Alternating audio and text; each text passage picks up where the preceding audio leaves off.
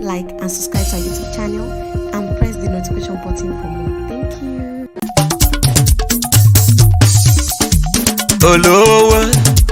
Olówó òkú ọdún òkú àṣeyẹ. Olówó òkú ọdún òkú àṣeyẹ. Àpáta dé o, àpáta pàrẹwì dé, ẹni ó mọ̀ kó máa dán. Àlàfúnfún gbò láwọ̀ òrìṣà òkè, dúdú láwọ̀ ayé, pupa rodorodo láwọ̀ àwọn ìmùlẹ̀. Òní lọ́jọ́ ìbí olórí àwo gbogbo àgbàdo tìlú Ìkẹ́rẹ́ Èkìtì. Olówó jẹ́sẹ̀ lèmi kí, Mr. Matthew máa wọlé máa rọra. Olórí àwo àgbàdo tìlú Ìkẹ́rẹ́ Èkìtì. Olówó orí Oyinlọ́lá rẹwà lóbìnrin apọ́nbẹ́pọ̀ rẹ̀. Aya olówó okú ọdún ọjọ́ ìbí rẹ tòní. Ìwọ lọkọ ọmọ òde Èkìtì. Ìdílé ọbaláyà rẹ ti wá lóde Èkìtì. Ṣùgbọ́n jẹ́ kọ́kọ́ kíyọ̀kíyọ̀ délé bàbá tó bí ọlọ́mọ kí n tó wá máa kíyọ̀ tòdètòdè. Ìwọ lọmọ Ìkẹ́rẹ́ olókè méjì takọ́tabo. Olóṣù tọrùn Ìkẹ́rẹ́ ọ̀rọ̀lẹ̀ bàbá òkè. Lágbolé bàbá tó bí ọlọ́mọ. Ìwọ lọmọ àgbàdo URO Ìkẹ́rẹ́ Èkìtì.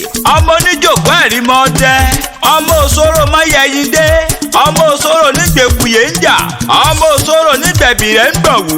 Ẹ̀bìrẹ́ ń gbọ̀wú lẹ́lẹ́lẹ́lẹ́lẹ́. Nínú oko náà mọ̀ sọ̀rọ̀ sílé àbárẹ̀ lágbàdo URO Ìkẹ́rẹ́ Èkìtì.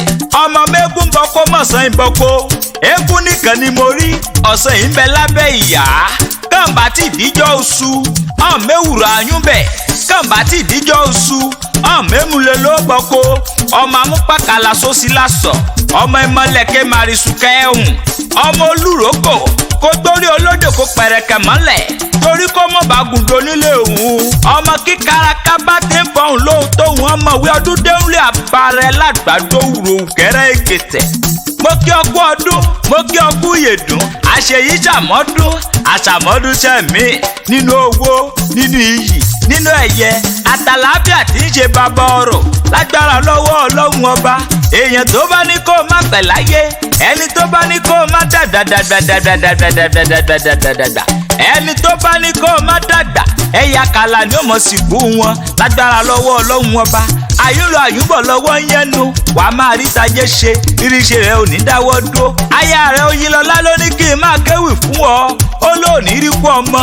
Òní rí taya. Ìwọ fún alára rẹ̀ gan òní fàìsàn ló gbà. Happy birthday to you, and we all wish you long life and prosperity.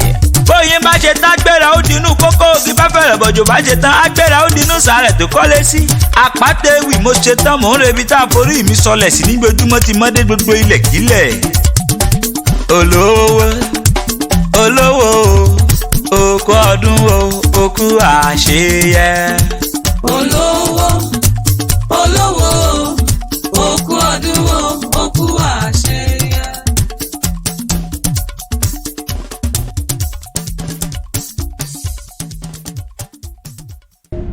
Kindly click like and subscribe to our YouTube channel and press the notification button for more.